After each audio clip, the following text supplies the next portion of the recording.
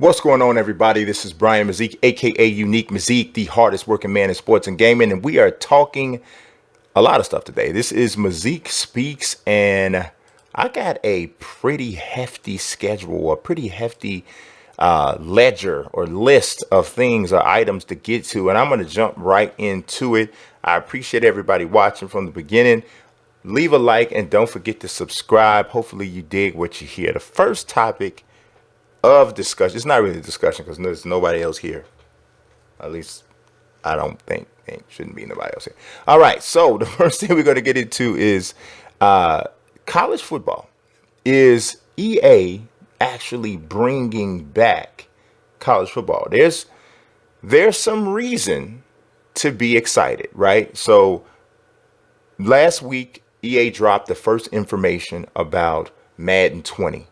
The cover athlete, of course, is Patrick Mahomes, and they talked about one of the prominent new features, which is a different layer to the connected franchise mode, and it's called the face of the franchise, QB1. So basically, you take control of a quarterback, you create him, you take him through college football playoffs and the combine, and then all the way into the NFL.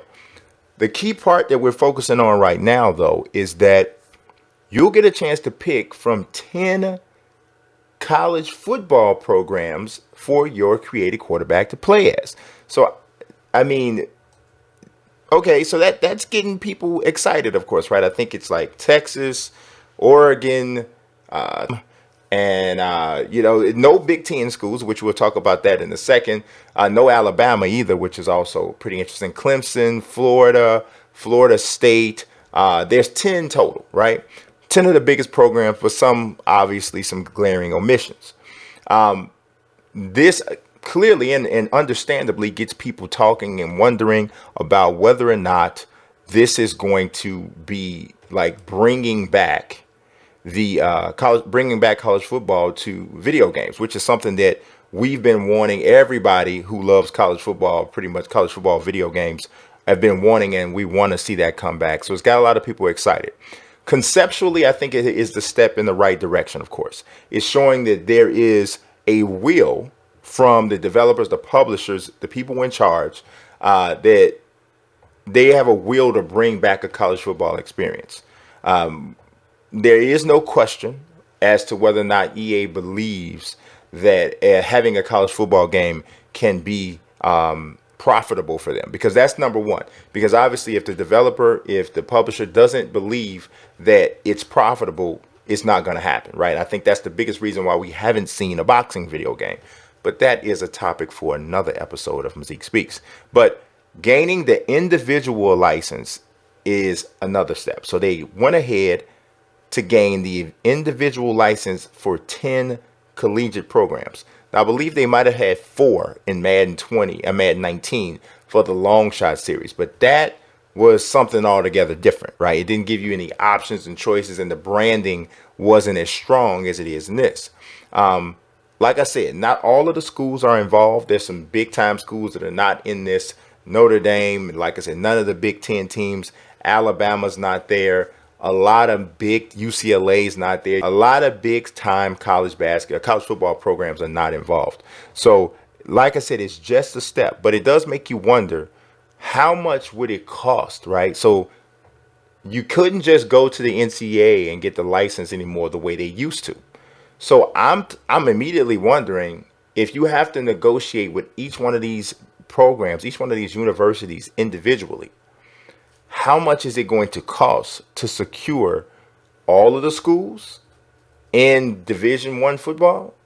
And if so, if you do that, I mean, how much is that going to cost overall? And are there going to be universities and programs that just elect not to be involved? So then at that point, are we going to have an incomplete college football experience where there's no real Notre Dame team, or they have to make a team that's not really Notre Dame, and then they got to change up the colors and stuff? And then will they even allow you to go in and edit that university or that school and make it look like Notre Dame? And can Brad Nessler or whoever comes back as the voice, if this does happen, I'm speaking purely hypothetical here. If this does happen, how much customization will they put in your hands and allow you to kind of fill in the gaps? That's a big thing right now. And I'm really a proponent of this. I think a lot of these companies, and I've said this in several videos before, I think a lot of these developers and publishers need to stop spending money on licensing these big time schools, players, and all of that in some instances. Now, I'm not talking about with NBA 2K and 2K, and I'm not even talking about that with Madden and the NFL. I think that they have these licenses in place is a big part of what they do. But if you are a developer that is looking to get into a sport that is already occupied by a killer, right? So we got 2K, I mean, you got 2K with NBA with basketball, and you got EA with football, and then you got Sony. I mean, you got Sony with baseball. But if you're looking to get in, and one of the issues is paying for that license, and that is cutting into your development cost and your overhead overall, and taking away from maybe some other aspect of your game, I would say creating a game that puts a lot of customization in the hands of fans and letting them kind of crowdsource some of that notoriety and some of those recognizable faces and teams and that sort of thing. I think allowing fans to do that is a really smart way to approach. So I understand why EA wouldn't be going that way, because they're EA and they've already have a certain standard set because they have Madden. They used to have NCAA football. If they bring out a college football game with not all of the colleges represented, there are going to be some people who are going to say so they're going to have an issue with it, right? So we'll see how that works out. To be totally honest, I wouldn't mind having a college football that came out where it gave you complete command over, customizing the uniforms, customizing the names of the schools, customizing the name of all of the players, customizing the stadiums, and even, just everything, mascots, the whole nine, just let you just do whatever you want to, even customize the way that the postseason work. So if you want to have a 32-16 team playoff situation, you can do that. And I think you allow yourself that freedom if you don't take on an NCAA license. And of course, are there going to be people who are going to create NCAA teams and players? Absolutely. Quiet is kept, or not even that quiet. Obviously, the developer wants you to do that, because that means that you're able to give their consumers an experience that they didn't have to necessarily pay for. The key is you can't advertise it. The developer can never say, yeah, and if you're really good, you can create Notre Dame with our game. No, you can't ever say that, because now you are essentially selling the brand. You have to just give the players, give the consumers the tools. They will find it. And with the share features, with social media the way it is right now, fans do a lot of the advertising for these games now instead of the actual companies. That's why these companies are paying YouTube influencers so much money, because they understand that the Chris Smooths, the Eric Ray Weathers, the iPod King Carters, the Cash Nasties, the LSKs, all of these different people, Toke Nasty, all of these different people, they sell their game. They sell games even more, or almost as much as EA and 2K sells their games individually. So, or as a company. So to me, I think if you get the tools out there and you get the right people to get it in their hands and they start making videos and stuff about it, everybody's going to know that this is, or a good number of people are going to know, hey, this is what you can do. And I think it becomes a feature that you didn't have to pay for. I especially advise doing that if you don't already have a major sports video game in rotation. If you are a company that's looking to make a football game, especially if you're a company that's looking to make a boxing, absolutely 100%, just give people outstanding gameplay, which is difficult. I'm not trying to make it seem like that's something just easy to just comes like that. Give people outstanding gameplay and give them a creative fighter option that allows them to create any boxer they want. And I'm telling you, this same formula will work for college football, for boxing, whatever. Are you going to sell as much as EA does with Madden? Probably not. But you probably don't need to, because you didn't spend as much money on the license to produce the game to begin with. So that's just my take on that. But getting back specifically to NCAA football, I mean, NCAA football 14 with Denard Robinson on the cover is one of the best football video games ever. Really, it's really good. I think it is the best of the NCAA series, which I think has been traditionally better than Madden. From a gameplay standpoint, it's not quite what All Pro 2K8 was, but it's really good, and it's very close. It's closer than any of the Maddens have been. From a gameplay standpoint, I still think Madden has had a better franchise mode than any of the NFL 2Ks or All Pro 2K8 ever had. I think as flawed as Madden's franchise mode is, it was still more layered than theirs. So that's one thing there. But if they could, from a gameplay standpoint, I think All Pro 2K8 was, really on point. But those NCAA series were right there. So I'm really hoping that they can get back into it. And I hope that this is a precursor to bringing college football back. But I wouldn't get too excited as of yet. If I had to guess, I think we're probably looking at something like 2021 at the earliest before we saw another college football video game, at least a licensed one. So that's what I'm going to say about that. Now let's shift gears almost completely. We're going to go to talking about NBA 2K20. Now it is May, right? So because it's May, we got a little bit of time left before 2K20 comes out. Looking at September probably, unless they bump up their development schedule, their release schedule, and start looking at something like late August. I would not be shocked, especially considering the fact that Madden has already bumped up its release date to the end of July if you are if you have an early access. So talking about 2K20, I want to talk about classic teams. This is something really awesome that 2K has always done. And we're going to talk a little bit later on in the show about features that some of these different sports video game franchises have that other developers need to copy. But 2K has always done a really great job with the nostalgia of its sport, the history of its sport, celebrating great players from the past, celebrating great teams from the past, even getting into some fantasy stuff with my help. Because the Ultimate Legends roster, like I mentioned before, was something that I did, and 2K kind of piggybacked on it. I'm not mad at it at all. I appreciate it. It's pretty dope. But NBA 2K20, I think that if we're talking about adding classic teams, and we always like to see new classic teams added. They don't add them every year, but I would like to see these 10 teams added. Now, the first 3 that I'm going to mention come with some contingencies, right?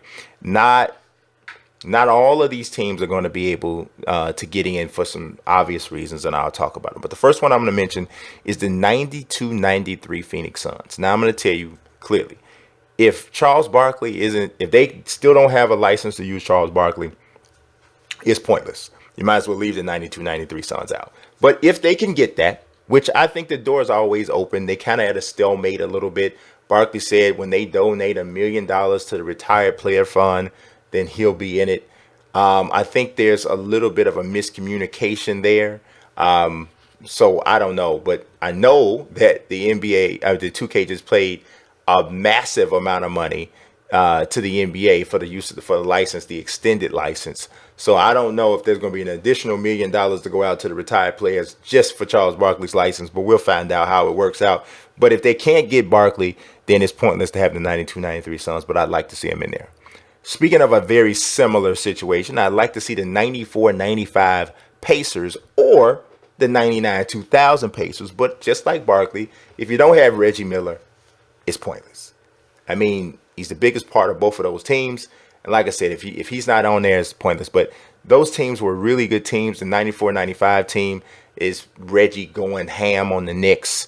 And the 99-2000 team, the Pacers made it all the way to the finals. They lost to the Lakers in 6, I believe it was. But I mean, really, a lot of people don't ever say this. And I will say, Kobe was only 21 years old then. But Reggie Miller outplayed Kobe Bryant in that final series. Go back and look at the numbers for that series. Reggie Miller, yeah, he did. Shaq carried the load in that particular series because Kobe did not have a fantastic finals at all. But I would love to see either of those two Pacer teams in. Now, this particular team's already in the 03-04 Pistons. They're already in the game, but there's no Rasheed Wallace. And I'm not going to say Rasheed being on that team as big as Reggie Miller being on a Pacers team or Barkley being on that Suns team, but it's pretty big. I would love to see them work out something with Rasheed Wallace to get him on that 03-04 Pistons team. So that one's not a brand new team. It's just adding something that I think or someone who I think is vital to that overall experience. Now let's take it back. Going back a little bit further. This is not that far for me, but for a lot of people, this is back. 85-86 Houston Rockets. You might be like, who? What is that? Okay, look, listen to me. That is year 2. Second year for Hakeem Olajuwon. Ralph Sampson, that was like one of the first really successful Twin Tower approaches that they had at that time. I think they had Allen Level, Robert Reed. They had like Jim Peterson was on that team, right? I'm probably like, y'all were like, who in the world are these people? Just Google it up. Listen to me. Listen. That team made it all the way to the finals, right? And they lost in the finals to the Boston Celtics. That was a great Celtics team that they lost to. One of arguably the greatest Celtics team during the Larry Bird era. And they lost to that team in the finals. And they didn't get swept. So that Rockets team was fantastic. Had Ralph Sampson not gotten hurt and regressed overall, I'm positive they probably would have won a championship before the end of the 80s. They were really good. And I think that team should be in. Also, a couple years later, the 87-88 Dallas Mavericks. Mark Aguirre, Rolando Blackman, Sam Perkins, Detlef Schrempf, and Roy Tarpley were all on that team. They took the Showtime Lakers to 7 games in the Western Conference Finals before losing. They came within 1 win of getting to the NBA Finals. And they had just switched coaches because the year before they had like the best record in the Western Conference under Dick Motta. They switched coaches to John McLeod. He came in, got that Mark Aguirre era Mavericks team to the highest point that they ever got in 87-88. And I think that team should be in it. I mean, for the most part, all of those guys, with the exception of Roy Tarpley, are already licensed in the game. All they got to do is just put it together. All of the big players from that team, Derek Harper's in the game, Brad Davis is in the game. I believe James Donaldson's on that team. He's already in the game, I believe. So they got almost all of the key people. They just would have to just plug the team in. Next up, the following year, 88-89 Phoenix Suns. Kevin Johnson, Eddie Johnson, Steve Kerr. I think it was a rookie Steve Kerr, a rookie Dan Marley. Steve Kerr came from Arizona, Dan Marley from Central Michigan. And you had Tom Chambers, who was in his prime. This is knees in Mark Jackson mouth Tom Chambers. This was a really, really good Phoenix Suns team. Young KJ as fast as lightning. And Eddie Johnson could really, really score. He could really score. I think it was a really good team to have, a fun team, really fun team to play with, especially if their skill level and their approach and their style is conveyed properly in the game. I think it would be great. The next year, we got the 89-90 Spurs. Now, here's the reason why I like this team. They didn't go to the finals, and this is before Tim Duncan. But this was the last really title contending level team that the Spurs had with David Robinson before Tim Duncan got to San Antonio. So you had David Robinson, Rod Strickland, a rookie Sean Elliott, Vernon Maxwell, some good players. They were a fun team to watch. I remember watching them kind of implode against, I believe it was the Clyde Drexler, Terry Porter, Buck Williams, Kevin Duckworth, Portland Trailblazer team. want to say it was the East. It was either the Western Conference semis or the Western Conference finals, and they kind of imploded and couldn't get there. Ross Strickland had a really tough pass. I don't know what he was doing. I still to this day don't know what he's doing. Key part of the game, he's driving down the floor. I think David Robinson cuts to the basket, and instead of throwing a basic pass, which he totally could have thrown, he tries to throw like this over the back of the head, this crazy pass, sails clean out of bounds. I had no idea what he was doing. But he was a really young player at the time. Rod Strickland was one of the more underrated point guards from his era, but that was a stupid pass. But the game, but the team itself they were really exciting, a fun team to play with, and they were good. So I think they would be a great addition. Also, we got the 96-97 Miami Heat.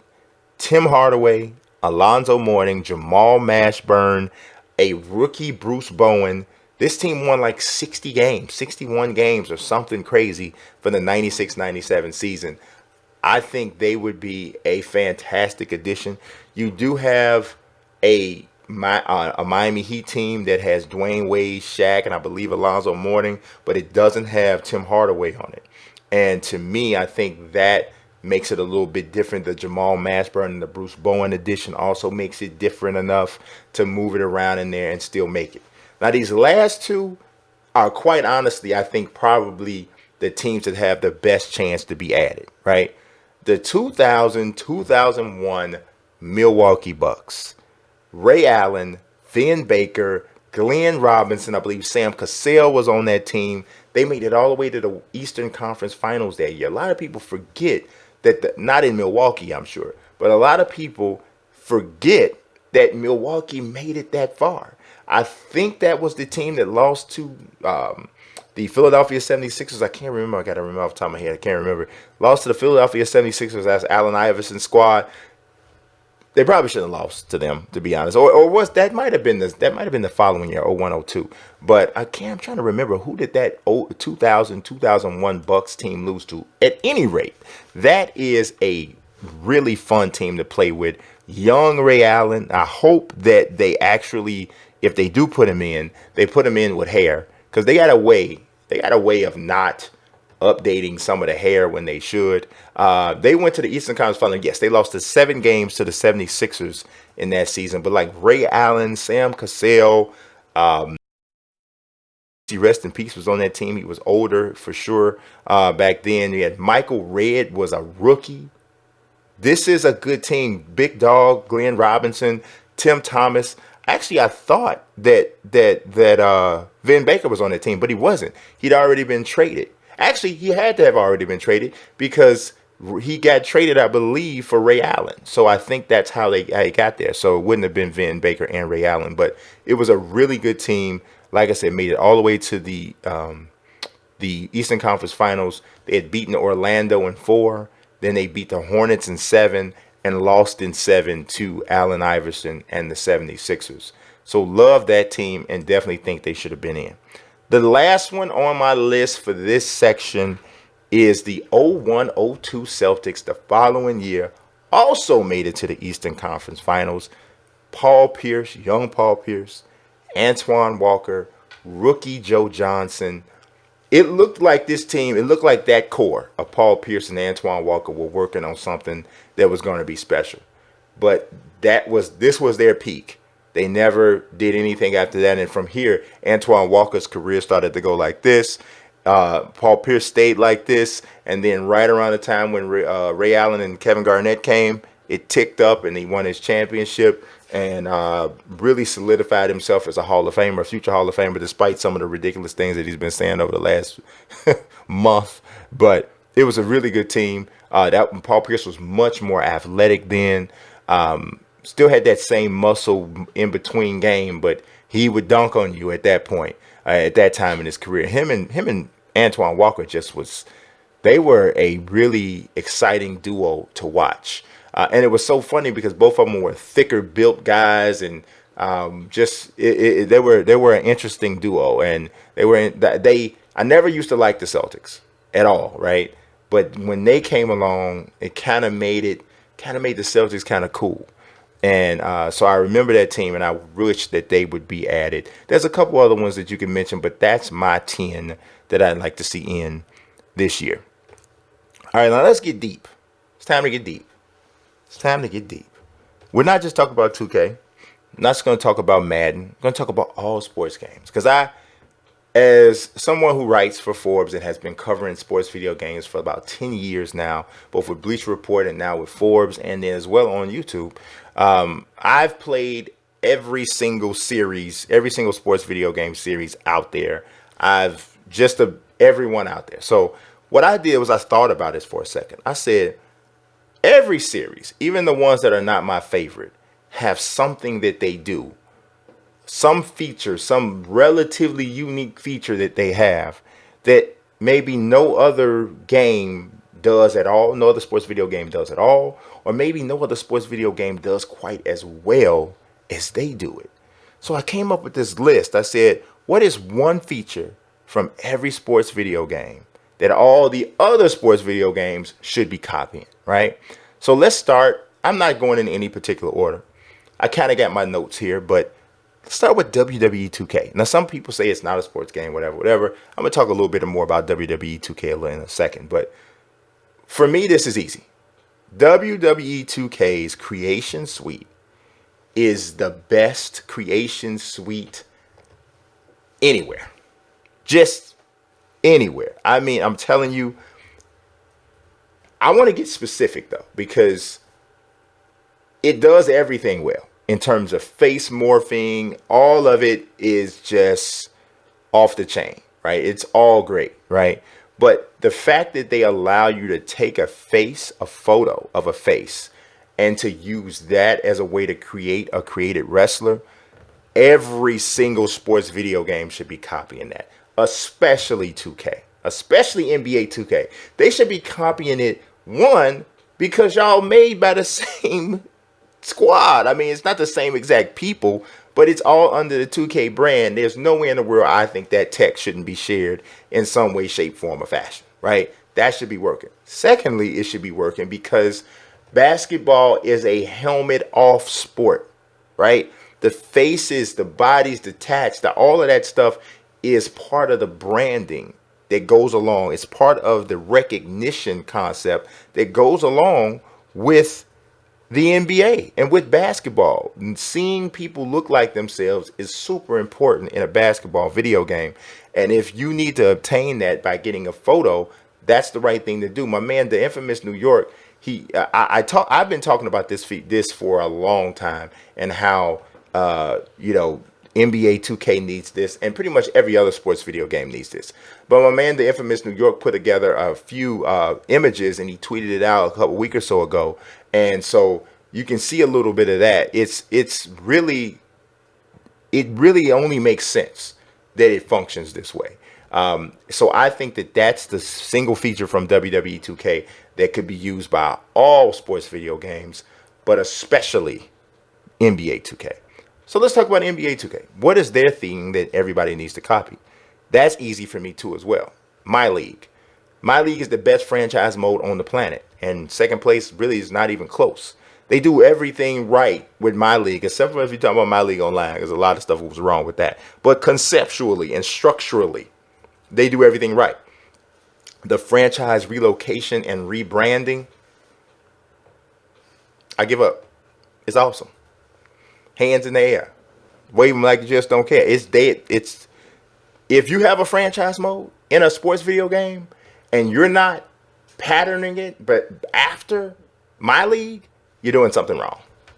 You flat doing something wrong. I don't care what your sport is. I don't care what any of it is.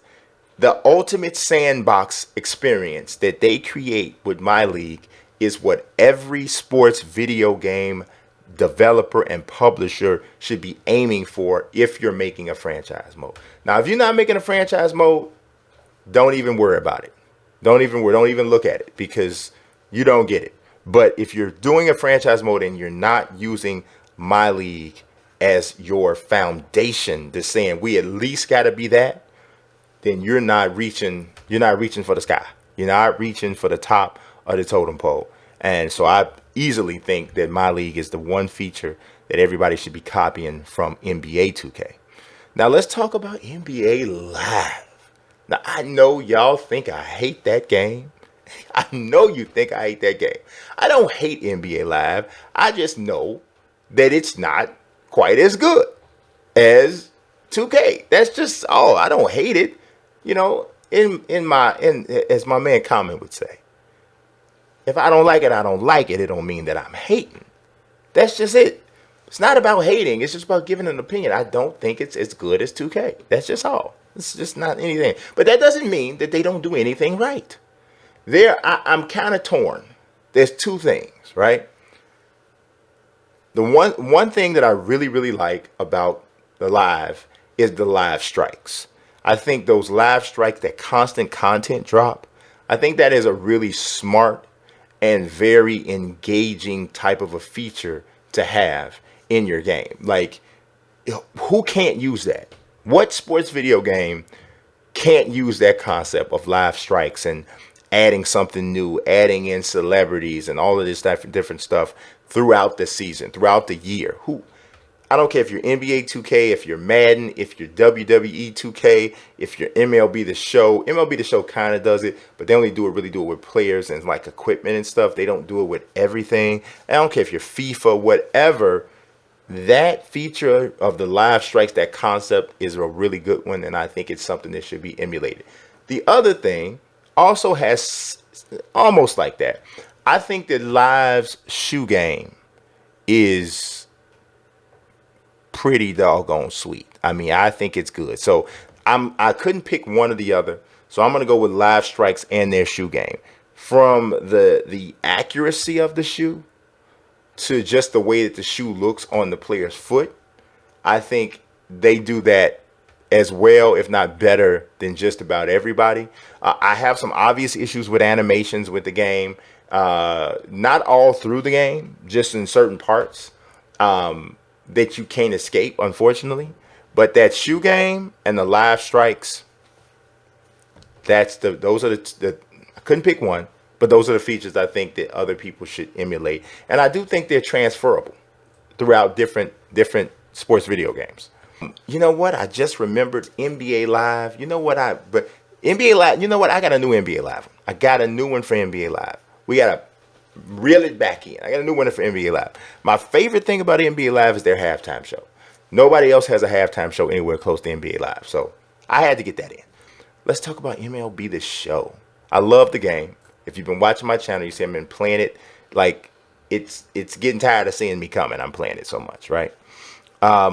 They have one feature, and this is really easy for me, that they really need to have. I mean, that everybody should be copying. I honestly, okay, I was going to say I don't know why everybody's copying it, but it was explained to me by one particular developer. I'm not going to say who it was, but one particular developer explained to me why they haven't used it, right? But MLB The Show offers carryover saves from one version of their game to the next. So if you're playing Road to the Show or you're playing Franchise, you can literally carry your character or your progress over from a season and keep carrying it on from version to version. This started, I believe, in MLB The Show 14 or 15. So essentially, if you started or created a Road to the Show character in MLB 14 or 15, and here we are in MLB 19, you could be using the same character all the way through his retirement, and you don't ever have to start over if you don't want to. Of course, you can have multiple Road to the Show characters, but the fact that they allow you to continue your history is really amazing. When we're talking about a franchise mode, it's even cooler because I literally can have my own world going on, my own baseball experience, and it just keeps carrying over and over, and it really never really has to end. I don't know. I think they let you have like 70 seasons or something. I don't know if anybody's gonna get that far without simming, but just to be able to continue that process. I mean, imagine that. Imagine being able to use your same My Career character from NBA 2K. I mean, obviously they have to get him to a point where he'd retire. But imagine being able to use him that long forever. You know, imagine having a MyLeague, right? That you didn't have to start over. You know, imagine Madden functioning that way. I mean, to me, it makes all the sense in the world because it keeps it keeps your consumers committed to your brand because they have history here that they can pick right up where they left off. You know, you just transferring the information over. I think it's ingenious. One developer did tell me that when you go with carryover saves, you cannot see a great jump from a visual standpoint as it relates to player models. Now, on the surface, that made perfect sense, right? And I was like, okay, I can see that, because if I'm carrying over these characters to the next game, they can't look all that different because everything's got to transfer over seamlessly. So the player models kind of have to be constructed the same way. That's what I'm thinking, right? But then on second thought, I'm like, I don't see any video, any of these games, Madden, NBA 2K, NBA Live, MLB The Show, FIFA, any of them, that are making these drastic changes to player models anyway.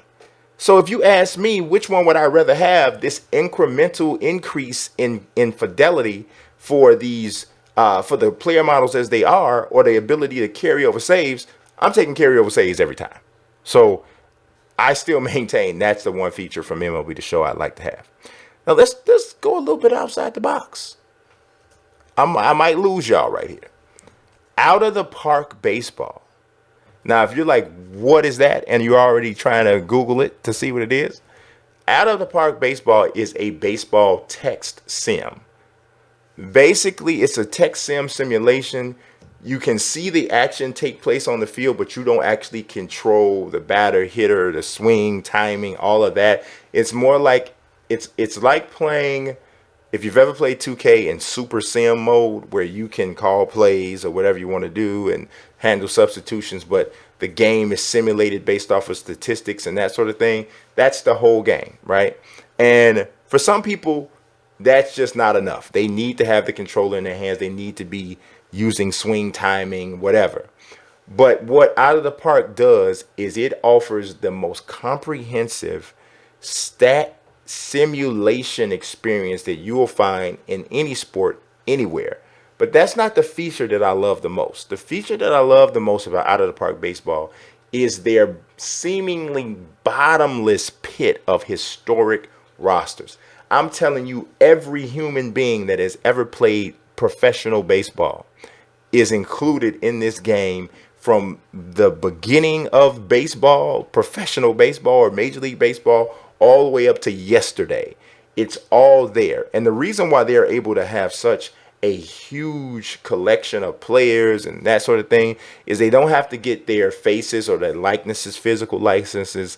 They don't have to get any of that under license, for lack of a better term. And they don't have to render all of these people. It's a name with numbers plugged in. And to be totally honest, it requires a bit of an imagination. It does, which I know that's almost like a bad word right now if we're talking about video games. That used to be a major part of things, but now it's kind of like, you know, especially, I'm going to be honest, especially it's difficult to kind of consume Out of the Park baseball when you can look at a game like MLB The Show that looks so great and has pretty solid stat tracking and a decent franchise mode as it is. So it's kind of a trade-off. But if all games had the level of a historic roster like Out of the Park baseball, oh my God, it would be amazing. All right, let's talk Madden, right? Madden's a little difficult for me because they do a little bit of what everybody does, but they just don't do anything at a level that blows you away, except this one feature in Ultimate Team. They are the only developers, publishers who have tackled the salary cap ranked concept properly in a collector mode, right? 2K tried to do it with Supermax and it was a mess. Most of the other games don't even try to do it when it comes to that. But Madden's salary cap ranked is, to me, the perfect way to play MUT, right? To me, it is the great equalizer in MUT. Because a lot of people is like, oh, well, I have to spend all this money just to get the good players if I want to be competitive, blah, blah, blah, blah, blah. Well, if you're playing salary cap ranked, a person can have whatever type of a team they want to have. They can have every, every one of the top rated cards. But if they have to still have it fit under a certain parameter in terms of whatever the salary that's associated with that particular card. And to me, it really levels the playing field a bit in terms of accumulating the cards. Yeah, you might have a better overall collection, but you can only put out a squad that is of a certain level against me. So if our skill level is the same or close, it's going to be a good game. Somebody who's not better than me is not going to simply beat me because they got better cards. It's not going to happen if I'm playing this mode. Now, they have the other ones that don't have any limitations and let you just go completely crazy. But I like the fact that they have something out there that kind of creates some restrictions and some parameters. And I would love it if my team brought that back. Do you have some similar type things with Diamond Dynasty, but not exactly like salary cap ranked? And I don't think you see it in the other collector modes out there either. So I really like that. Let's talk about NHL. NHL, what I like about them, this was kind of tough for me, but I think that their off-season scouting system is the best. They just revamped it for NHL 19, and it's super in-depth. I mean, the only other game that I can remember that was similar or had a similar level of prospect recruiting of that process was NCAA 14, NCAA football. The recruiting in NCAA was fun, right? It was actually fun trying to get a kid to sway and to come to play for you or to take your visit and to impress him when he was on his visit. It was fun. And I think NHL comes the closest, probably surpasses it in that particular part of it. It just as an experience, I think it's really cool. I love their off-season scouting. I would love to see 2K, Madden, and MLB The Show especially start to incorporate some of that kind of stuff. The scouting in MLB The Show is kind of like a disconnect to me. For some reason, I don't know what it is, but something just totally disconnects. And I think that in NHL, I think it functions better. Next up, let's talk about FIFA. FIFA does a lot of things well, but the one thing that sticks out for me with FIFA is the mini games. I get the most out of their mini games because I think that of all of the games that incorporate any kind of mini game in there, the skills and the things that you do in the FIFA mini games actually seem to translate more to the real gameplay than any other ones that I've seen. I mean, it really is smooth, and they're fun. Like, I can get caught up before a match starts on FIFA, and I'm just continuing retrying or replaying the mini game until I get the gold medal for the highest score, the highest required score for that particular mini game. And then even going into them individually, I think that it really helps you kind of learn little techniques, especially close to the goal. And other video games would be wise to find relevant but still fun mini games that they can incorporate into the experience. Madden tried to do it some years back, but like the 40-yard dash and the bench press and stuff like that. And it's a good concept, but it wasn't quite connected enough to the actual experience because nothing that you did in those mini games had anything to do with actual Madden gameplay. And what I like about FIFA's is that it totally does. It all pretty much kind of comes into play. So I like that a lot. Pro Evolution Soccer. It's similar. Their feature that I love is similar to WWE 2K because it is about customization. But Pro Evolution Soccer does exactly what I was talking about earlier in the show when I said that if you don't have a license, trying to create the gap and plug the gap with customization options is the way to go. And Pro Evolution Soccer is living proof of that. They have a knockdown, drag out customization option feature, and they don't hide it. They have the kits, everything. They give you all of the options, and they let people share them. They don't market it, but that it's out there. And people who buy Pro Evolution Soccer, they buy it because they believe that it has superior gameplay to FIFA and that they're not going to really miss a beat with the licenses because this huge active community is going to plug in the gaps with their creations. And I love that whole suite that they have that allows you to pick up where the licenses leave off. Now, my last game is one of my favorites, right? One of my favorites, EA UFC 3. So the EA UFC franchise. It's hard to compare EA UFC to most of the other sports games because it's a one-on-one type sport and it just functions differently. But so I'm gonna keep it simple, and this might seem small, and it is smaller than most of these other features that I mentioned.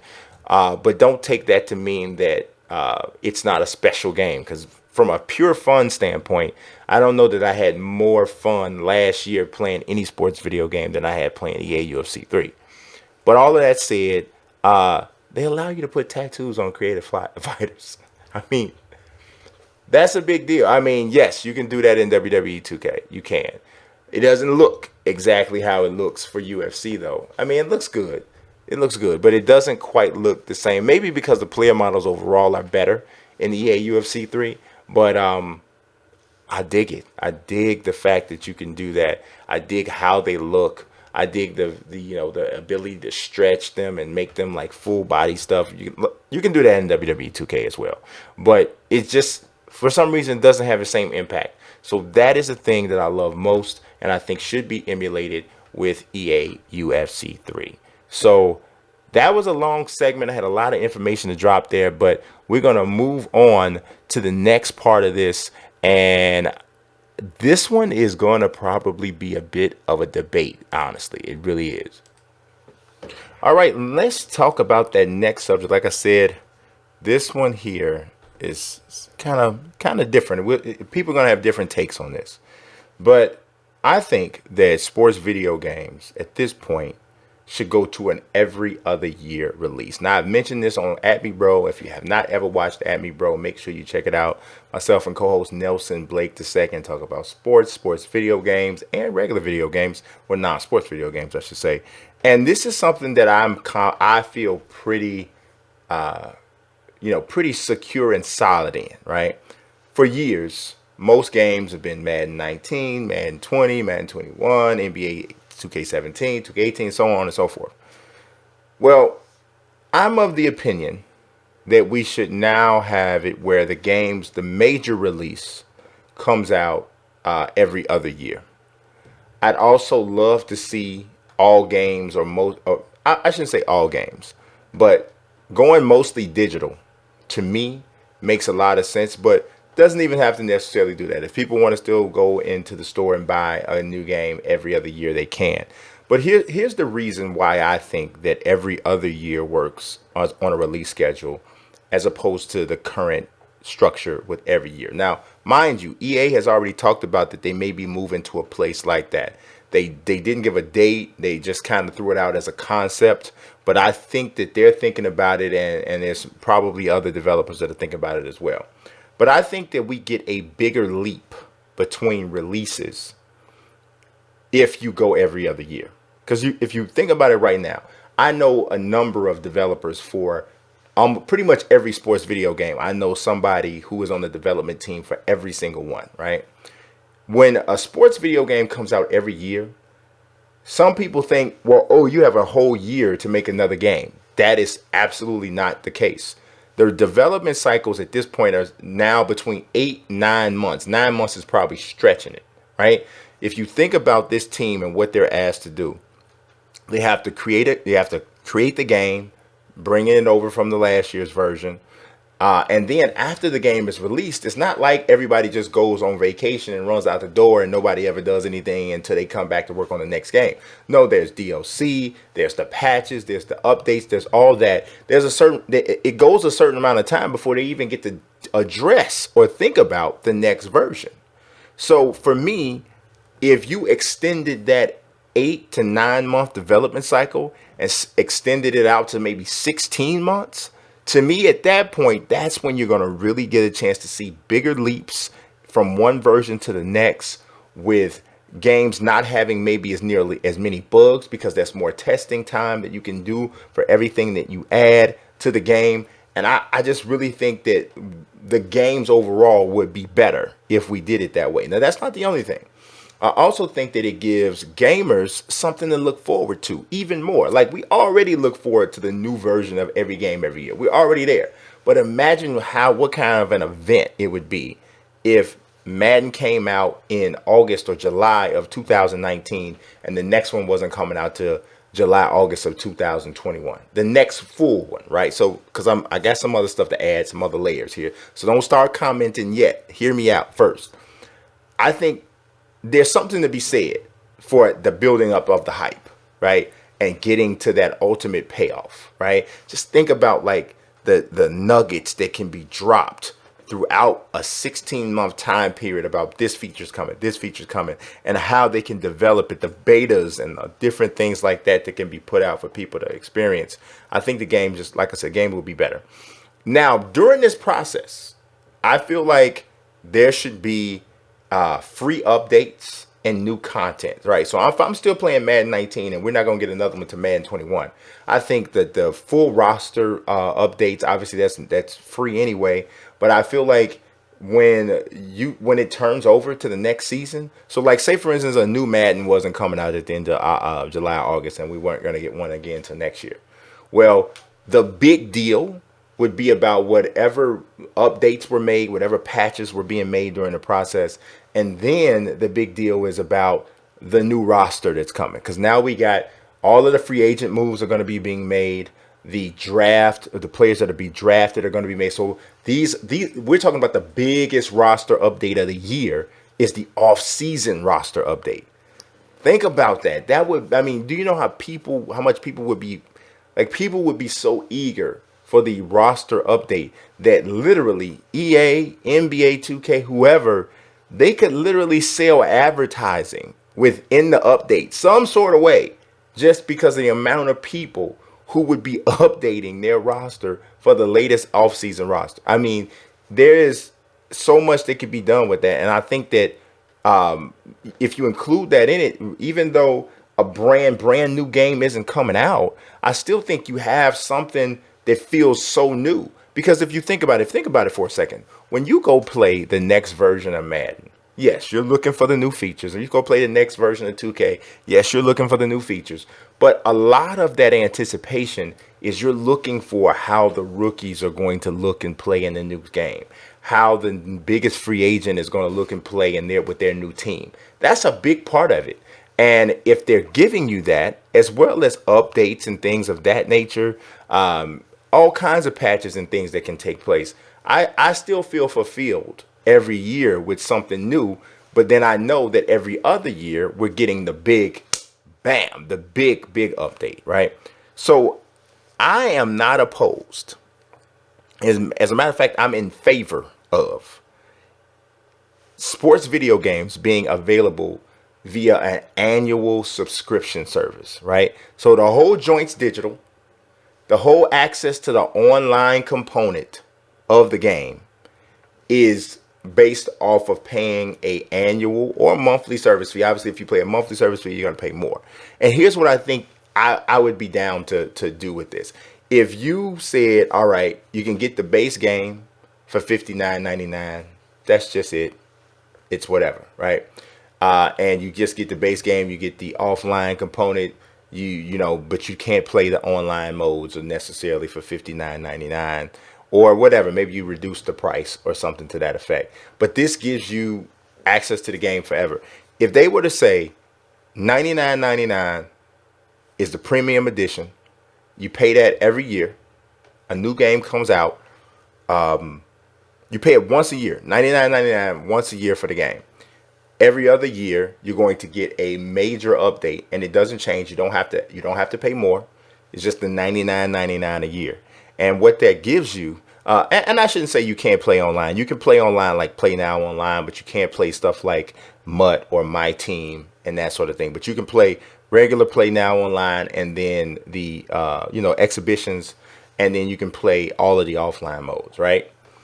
But for $99.99, you can play all of that. You can play you can play, you know, mud or my team or whatever the collector mode is. And on top of that, you get every single month, you get a drop of VC or coins or whatever the virtual currency is in the game, right? So that $100 a month automatically gives you 25,000 VC or 20 or maybe 5,000 coins, Madden coins, or whatever it is. Some I haven't really, you know, I'm not picked out necessarily the denomination of the virtual currency that you get, but every single month you automatically get this without fail. And of course, if you want to buy more, you can, you know, and then that's when you get into spending your own extra money or whatever you want to do. And then also then there's the premium content that you get for this $99.99. You get the when new equipment is dropped, or shoes, or whatever is in the game that it constitutes premium content. You get a chance to have that stuff, or you at least get access to it, or you get, you know, a way to get it quicker because you're paying $99.99 for the entire year.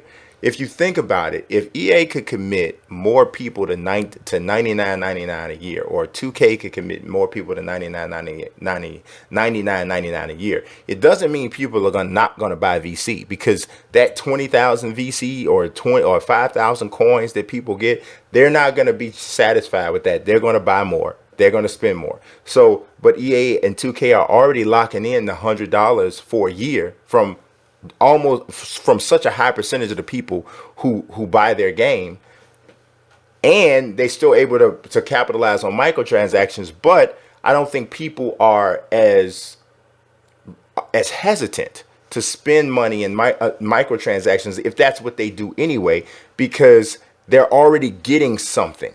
If you're giving them something from the beginning, they're less apt to feel some sort of way about spending extra money if they choose to in the different collector modes. Like, there's some people who they're just never going to spend extra money on the game. They're going to be cool with the $59.99. I can play online. I can I can play my offline modes. I'm good. This is great for me, and that's fine. That's no problem. But there are a number of fans who want to play the collector's modes. They want to, they want to do this. This is what they want to do. And I think that if you have that level of tiered service, I think it further helps you push out a game every other year. Because you got to think about it like this. Just be realistic. We can ask for every other year all you want, but this is a business. And EA, 2K, Sony, or whatever is not going to give up an entire year of a release, right? If they don't have a way to recoup the money. No business is ever going to sign off on anything that has them lose money, not knowingly. They're not going to do it. So to me, the happy medium is finding a way for the consumer to get more for the money that they're already spending, and for the business not to lose money in the process. And I think that this would not be something that would cause the developers and publishers to lose money. And I think that ultimately gamers would be happier with what they got. So I would love to see it go to every other year release schedule. I think like I said, I think it's best for everyone. All right, now let's jump to some 2K. We're going back to 2K. And I did some research. Every week, whenever we do Mazique Speaks, I'm going to go kind of deep. I'm going to go with one segment is going to always talk about some numbers, like getting into the statistical or some sort of analysis aspect of sports video games, most often player ratings, because I think it's very important to get that part of the game right if you want the game to play like a simulation, right? And we're going to talk a little bit about simulations in some other sports video games as well a little bit later. But I've talked about this before in articles on Forbes. I've talked about it in videos. But I think that the most out of control, over allocated badge in 2K is the Hall of Fame Limitless Range badge, or just Limitless Range, period, right? It's almost hard to quantify how it shifts the balance of the floor and shifts the balance of the game when you have a bunch of shooters out there and guys have limitless range. Now, I don't think that nobody should ever have limitless range. I'm not going to say that, because there are players who have the ability to knock down shots from deep. But I do think that there should be specific criteria for who gets limitless range and at what level, right? So I'm only going to talk about Hall of Fame limitless range. And I'm going to actually be lenient with my criteria for limitless range, because I think it could even be stiffer than this. And some of you guys listening might think that it should be stiffer, but I think, like I said, there should be a concrete requisite for how do you earn Hall of Fame limitless range. Now that's tough for players who played at a time period where advanced statistics weren't kept, but in today's basketball game, in my opinion, there's really no excuse not to get most of these ratings accurate, not to get most of these badges accurate. There is some, like, it's almost like the Android market, how the little tagline used to be, there's an app for that, or maybe it was Apple. I'm not sure. You know what I mean. Google it up. There's a statistic that ties in to every single attribute and most of the badges, except for maybe the personality badges, right? But everything else, there's something that ties into it. So I don't see a reason why it should be kind of like up for grabs. So I came up with what I think is a decent criteria for getting Hall of Fame limitless range. I think that you should have to have played at least 50 games in the season, right? Because you don't want to take a number based off of what I'm gonna say for the rest of the criteria, if the player hasn't played enough games in the season to make it a valid statistic, right? I think you should have to have played at least 50 games. I think you should have to have attempted at least 3 pointers from 25 to 29 feet away from the basket. Obviously, longer than 29 feet clearly qualifies. But 25 from at least 25 feet away. The statistics are available to regular fans, right? Not even to mention the advanced statistics from Synergy Sports and things like that 2K and other major companies have access to. But just as specific as NBA.com, there are statistics available that talk about this, right? There's a stat for accuracy for 3-point shooting from 25 feet to 29 feet. That is essentially limitless range, because 3-point line is 23 feet 6 inches away, or 23 feet 9 inches, something like that, right? Under 24 feet away. That's what the 3-point range is in the NBA. So you should have to have played at least 50 games in that season, attempted at least 3 pointers from that range from 25 feet to 29 feet, and you should have to have at least a 38% accuracy for that range, not your overall 3-point percentage. You have to have at least 30, you have to knock down at least 38% of your threes from that deep. To me, that tells me that you played enough, you shoot from that distance frequently enough, and you knock them down with enough regularity to say this guy is a Hall of Fame limitless range shooter.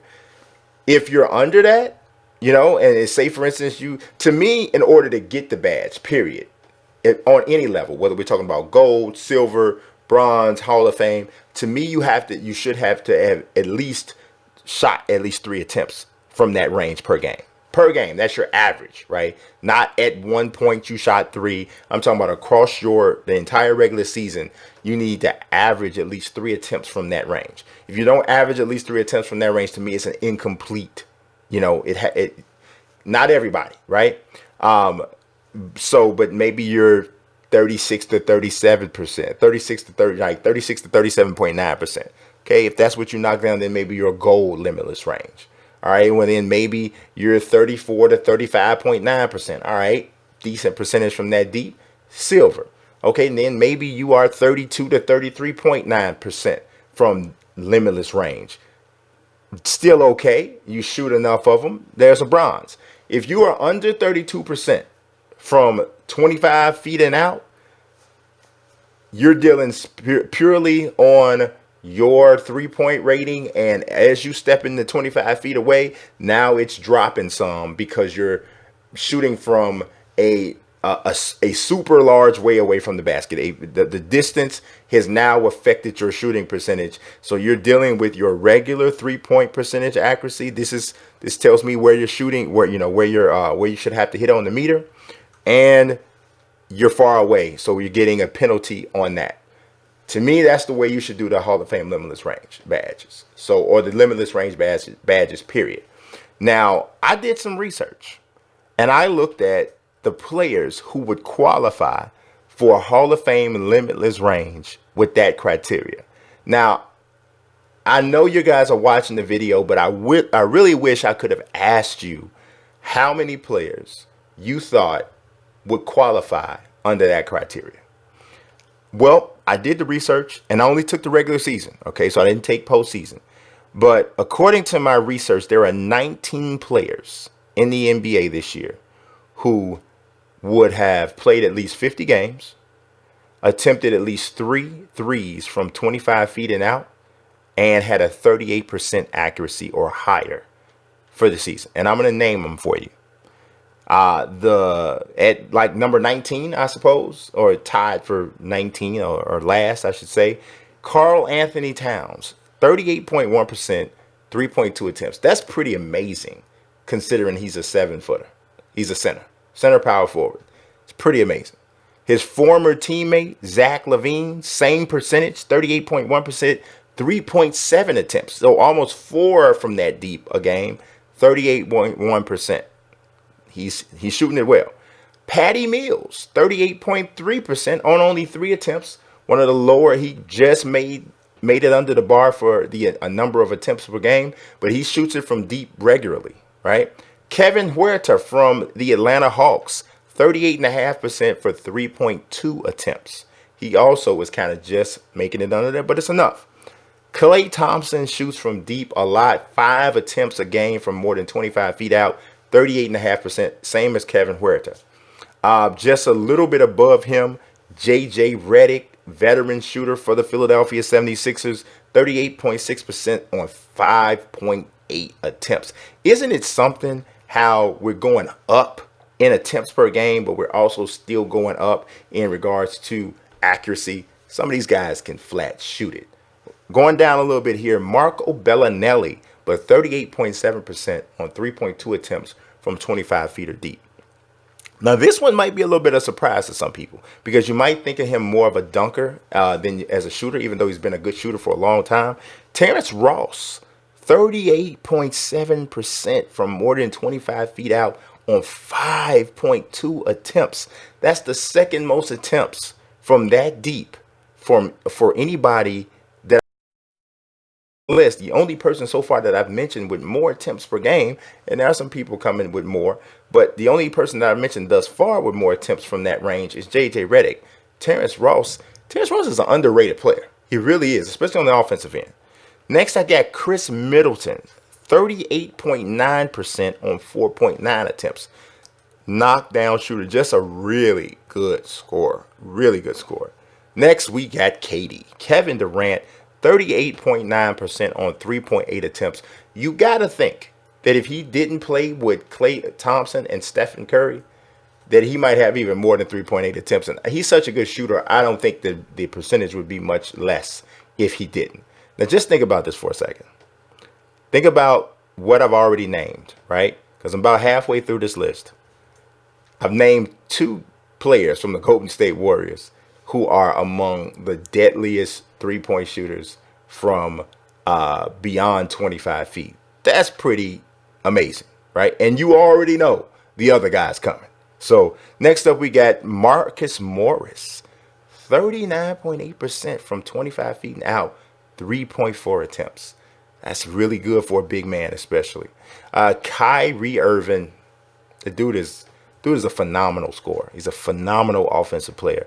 40% from 25 feet and out on 4.6 attempts. Now, if you're a Sacramento Kings fan, you already know this.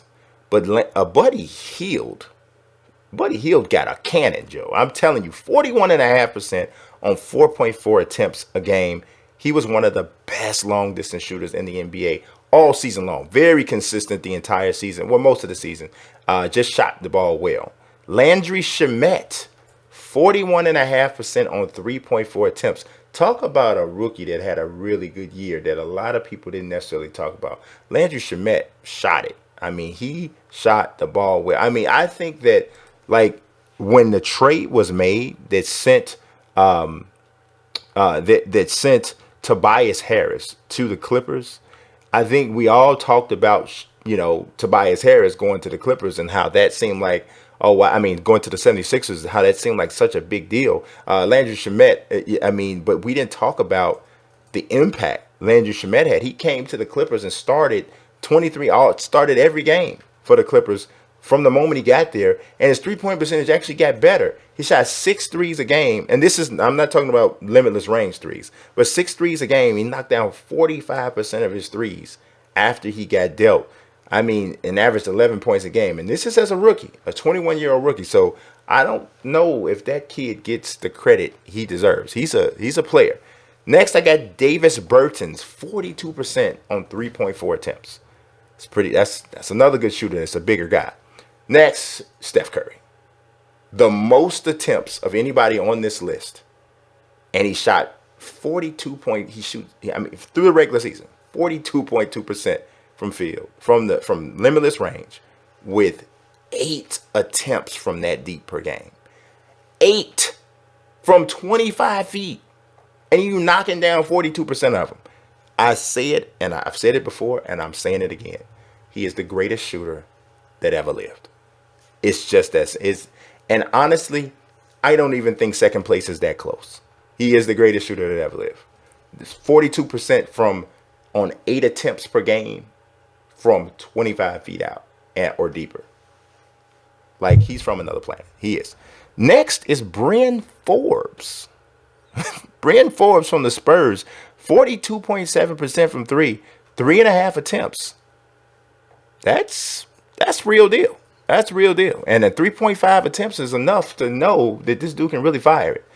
Danilo Gallinari, the second highest percentage of anybody from limitless range, 43.7% on 4.1 attempts. That's 2 Clippers.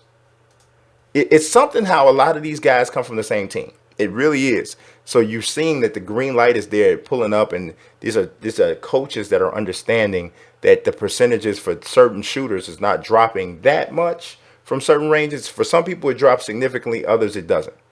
Number 1, the most accurate limitless range shooter in the NBA this year on 3.5 attempts, 48.9%. You talking about second place not being close.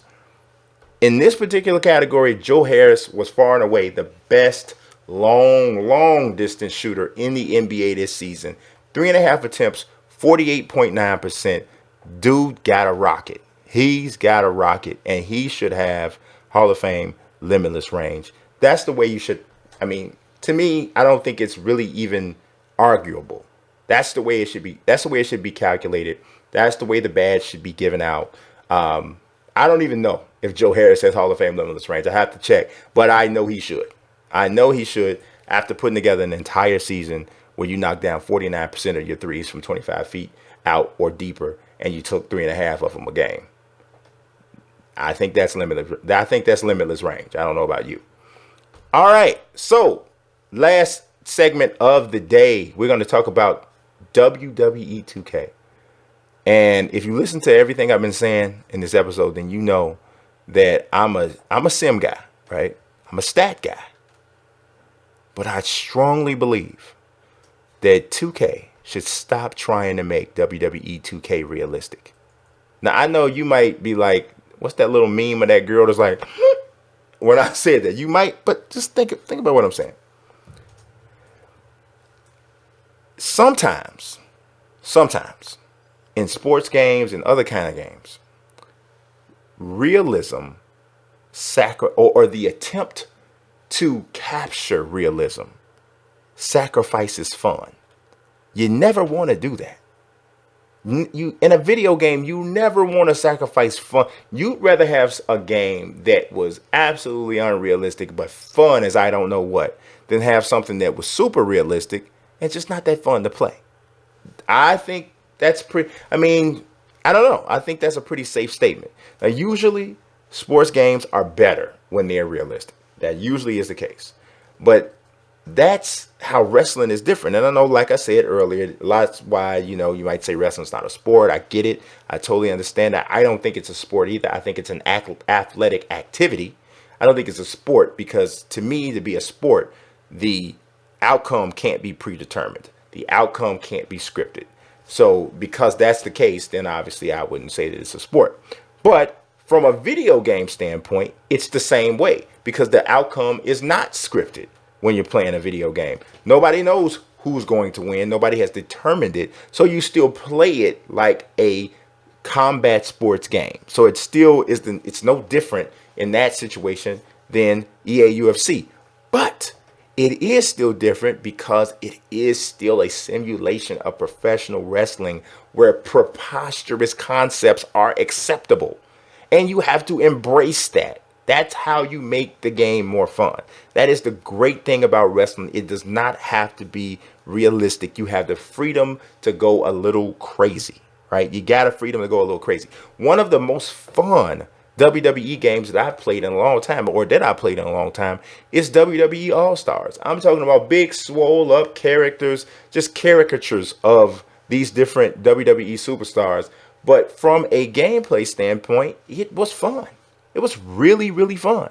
And I think that 2K needs to loosen up a bit in that sense, and kind of go a different way. You know, as long as there is a clear competitive struggle in the game, it doesn't matter if the concept or the route to the competitive struggle is a little less than realistic from a visual standpoint. As long as I need to do this particular thing better than you do it in order to get the edge, or as long as there is a rhyme and reason to the competition and it's not about a luck thing, or it's not button mashing throughout the entire dynamic, as long as there's something there, then you got the right formula. This is the way it's supposed to be, as long as it's fun. WWE No Mercy, WWE NWO Revenge, WWE or WWF WrestleMania 2000, all of those had fantastically fun gameplay. The graphics weren't as amazing as they are now, but from a gameplay standpoint, from just a foundational structural standpoint, those games were fun. They were really fun. And I would love to see 2K go with something that looks the way they look now, but plays just as silly and ridiculous as they used to play back in the day on some of those other games, other wrestling games. I think that's where you find the sweet spot and you find like the best of both eras. If they can do that, trust themselves and trust the simplicity enough to go there, I think now you're talking about the best WWE 2K experience that we've ever seen and had. So I don't know. I don't know when or if that'll ever happen. It could be a gamble because it could mean that they have to take like a year off. And we've been talking about that. I don't know if that'll happen. But if it could, and if they were willing, I think that's the way they need to go. Stop trying to make this game realistic. You don't need to be realistic. I mean, I want to jump off the top of something. I want to throw somebody through a wall. I want to do something absolutely crazy. And it's fine. It's wrestling. It's supposed to be silly. It's supposed to be ridiculous. That's what makes it good. So let's go with that. So that's all I got for you today. If you sat here and listened to me talk for 1 hour and 19 minutes, you are my friend. And I mean it. I appreciate you watching as always. God bless and peace. Madden 20 cover athlete. So it's a little early. We're a little bit early to be talking Madden cover athlete. But Pocket, I'll be weak. I'm rather unique.